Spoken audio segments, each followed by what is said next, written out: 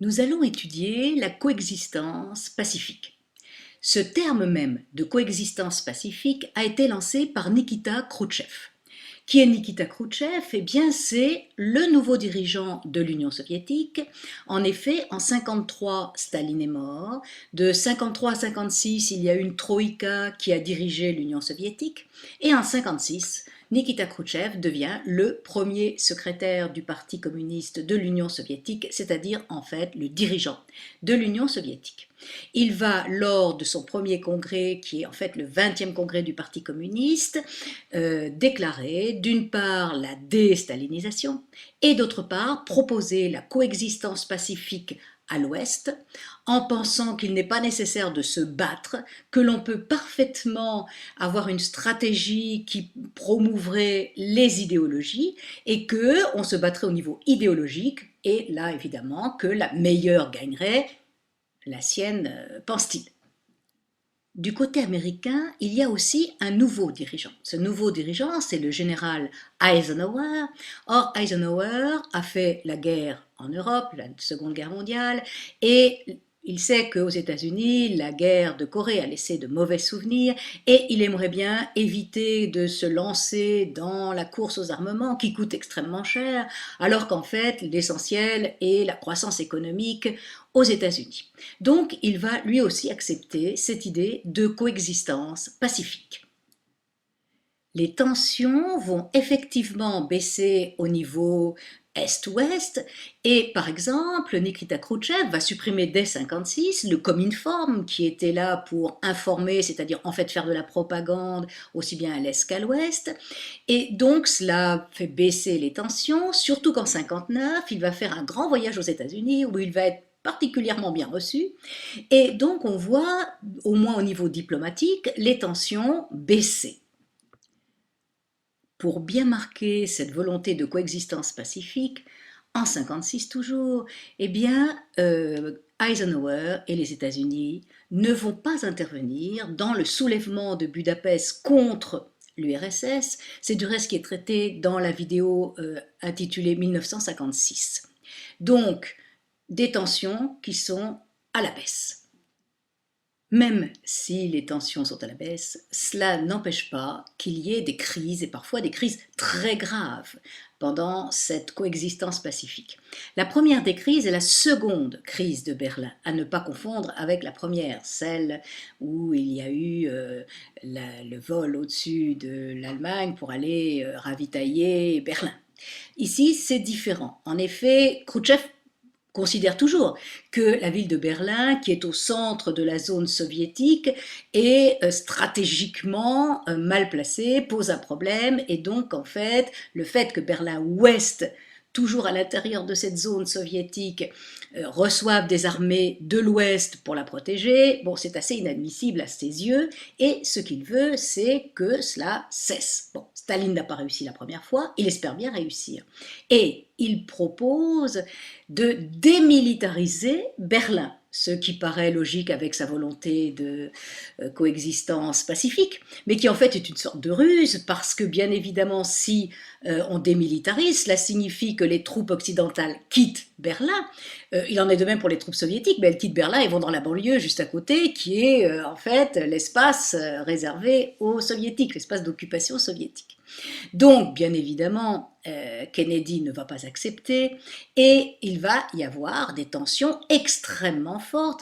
Ceci d'autant plus qu'en Allemagne de l'Est, on se rend compte qu'il y a un gros problème. Ce gros problème, c'est le fait qu'il soit possible de passer de Berlin-Est à Berlin-Ouest extrêmement facilement. Il suffit de prendre le métro, on prend le métro à Berlin-Est et on sort à Berlin-Ouest.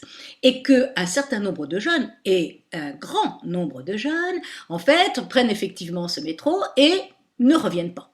Ils ne reviennent pas parce qu'ils sont éblouis par les magasins bien achalandés de Berlin-Ouest, qui est une véritable vitrine du capitalisme, et donc que l'Allemagne de l'Est, et surtout Berlin-Est, se vide de cette jeunesse dont ils ont besoin. Donc, le dirigeant de l'Allemagne de l'Est plus Khrouchtchev veulent absolument que tout ceci s'arrête.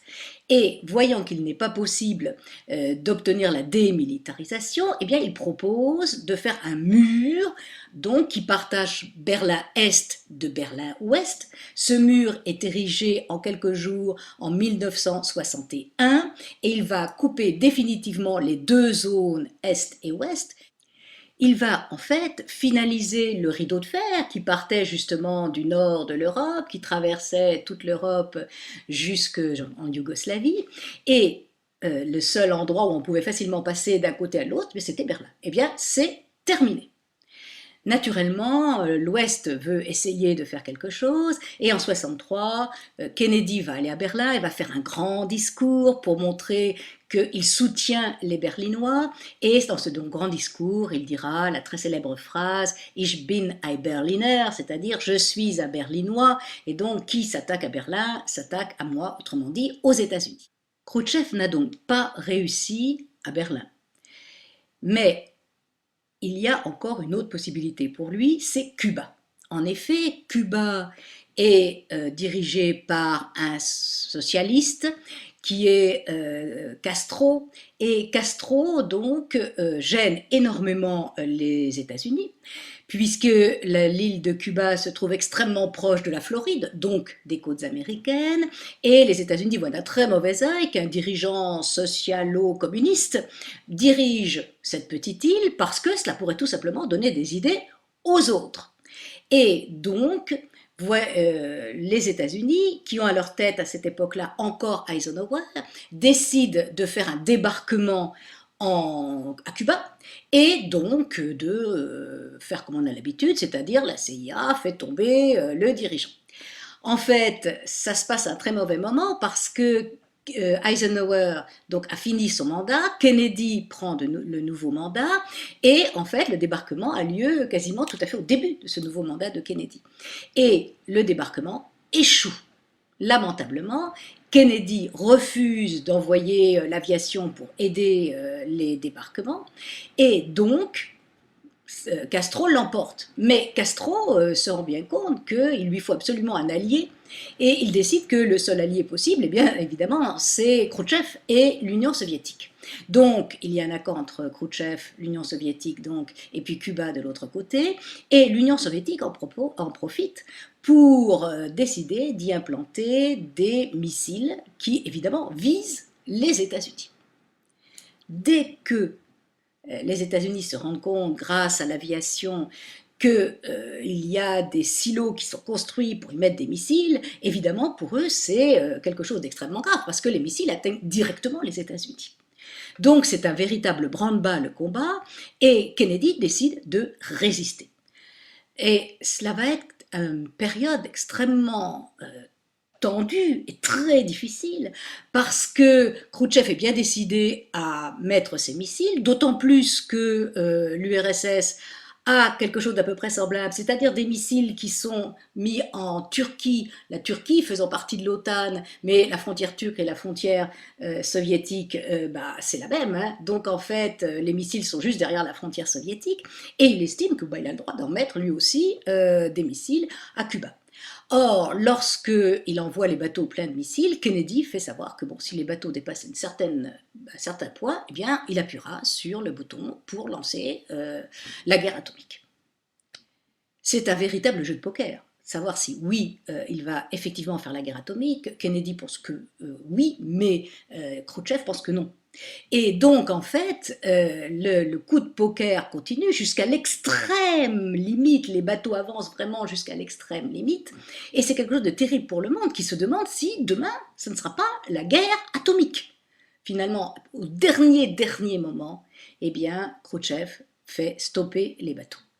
Donc, Khrouchtchev a perdu, Kennedy a gagné, et même Khrouchtchev a perdu d'une manière assez forte parce que les membres du Parti communiste, du Politburo, ceux qui sont à la tête du Parti communiste, estiment que là, il y a eu un risque pris qui est beaucoup trop fort, et cela expliquera en partie pourquoi ils pousseront plus tard Khrouchtchev à démissionner. On ne peut pas dire non plus que les États-Unis aient totalement gagné, parce que Castro est toujours là. Et donc, il est toujours un exemple pour l'ensemble de l'Amérique du Sud, ce qui est pour les États-Unis extrêmement dangereux. Et pour bien marquer leur désaccord, les États-Unis décident de faire un embargo autour de l'île, plus rien ne peut passer. Or, cet embargo, ben, il existe toujours.